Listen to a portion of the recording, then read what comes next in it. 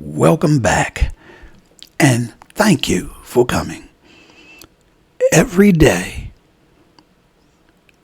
a different perspective from the heavens. Let's get into it.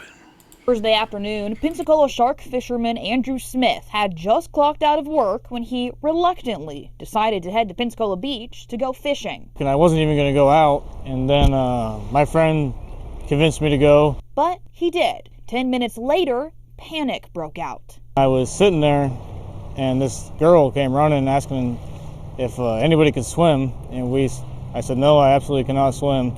And she was running and screaming, and nobody could swim. And her friend was getting sucked more and more out, and I looked down at the drone, and I was like, well, the drone can swim, I can't. That's when Smith sprung into action.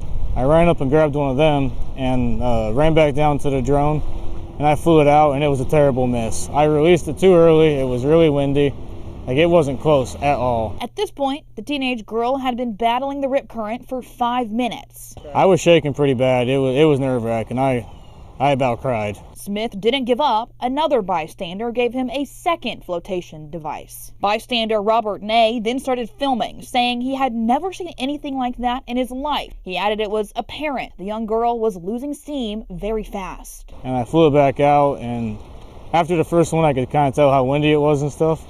So then I lowered it down, and he had to kind of go slower and slower down to her because that was it. That was the last opportunity we were going to have. In his second drop, the mission was successful. I lowered it until you could see her hands grab it, and then I lowered it a little more and I released it, and then she climbed on and started floating. It took another 5 minutes after Smith dropped the device for first responders to make it on scene. If it wasn't for that second drop, she wouldn't have made it. The EMS said she wouldn't have made it, the cops and the lifeguards. The girl was checked out by a medical team and sent home with a clean bill of health. It happened around 7 p.m. just before Fort Pickens in the 21C section of Pensacola Beach. Lifeguards are not set to patrol the beach until after Memorial Day. Smith said if the group of girls were further down the beach into Fort Pickens, he wouldn't have been able to rescue her. Fort Pickens is a no-fly zone for drones, and Smith medically cannot swim. Most people, when they shark fish, they kayak baits out, and